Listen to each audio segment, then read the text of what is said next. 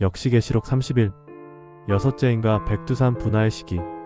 우린 지난 영상에서 세계적인 지진과 화산 분화를 시작으로 해가 검어지고 달이 붉어지고 별들이 떨어지며 하늘이 떠나가듯 요동하고 온 산과 섬이 제자리에서 옮겨지는 여섯째인의 사건을 살펴보았는데요. 이러한 사건은 과연 언제쯤 발생하게 될까요?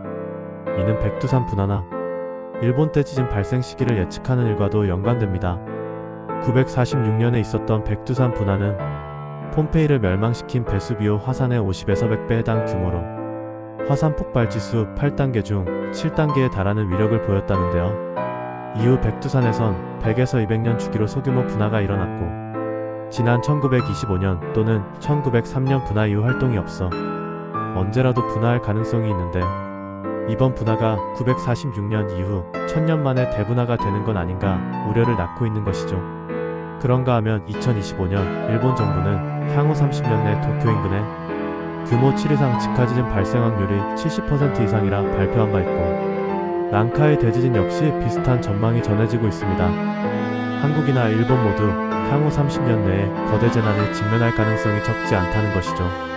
첫째인 프랑스 혁명, 둘째인 러시아 혁명, 셋째인 세계대공황, 넷째인 화폐의 제왕 달러의 등장과 2차 대전, 다섯째인 예루살렘 선언과 팬데믹이라는 굵직한 사건들을 경험한 인류에게 거대한 재난이 될 여섯째인의 사건이 언제라도 닥칠 수 있다는 계시록적 상황과 향후 30년 내 언제라도 일본 대지진 또는 백두산 분화 등 대규모 재난이 발생할 가능성이 크다는 과학적 관측이 일치해 놀랍습니다.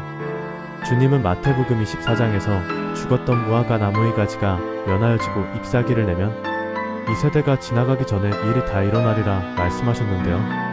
사라졌던 이스라엘이 나타나면 일정 기간 안에 환난과 인자의 임함이 완성된다는 이 세대는 과연 얼마의 기간일까요? 무화과 나무의 비유와 유사한 욥기 14장 말씀을 살펴보시죠.